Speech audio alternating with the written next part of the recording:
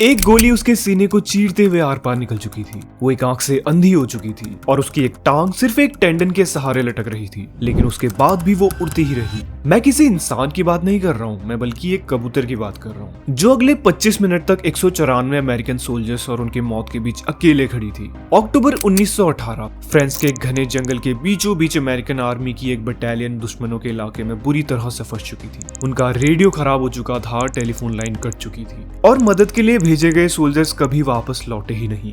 लेकिन सबसे बुरी बात, उनकी अपनी ही आर्टिलरी को उनकी एग्जैक्ट लोकेशन नहीं पता थी और गलती से उन्होंने अपने ही सोल्जर्स पर बमबारी शुरू कर दी थी। अब इस हमले को रोकने का सिर्फ एक ही तरीका था, एक छोटा सा हैंड रिटन मैसेज और एक कबूतर जो उसे हेडक्वार्टर तक पहुंचा सके। इससे पहले वो 2 कबूतरों को भेज चुके थे, लेकिन दुश्मनों ने दोनों को गोली मारकर नीचे गिरा दिया। अब सिर्फ एक ही कबूतर बची थी, उसका नाम था शेरमी। जैसे ही उसने उड़ान भरी, जर्मन सोल्जर्स ने अंधाधुंध फायरिंग शुरू कर दी। एक गोली उसे लगी भी और वो आसमान से सीधा नीचे भी गिर गई, लेकिन पता नहीं कैसे वो दोबारा उठ खड़ी हुई। वो एक आंख से पूरी तरह अंधी थी, सीना बुरी तरह से फटा हुआ था और एक टांग बस टूटने ही वाली थी। फिर भी दुश्मनों की गोलियों के बीच से गुजरते हुए उसने अगले आधे घंटे में लगभग 40 किलोमीटर का सफर तय किया और मैसेज को सही सलामत हेडक्वार्टर्स तक पहुंचा दिया। और इसके कुछ ही देर बाद फायरिंग बंद हो गई और उस दिन 194 अमेरिकन सोल्जर्स की जान एक कबूतर ने बचा ली।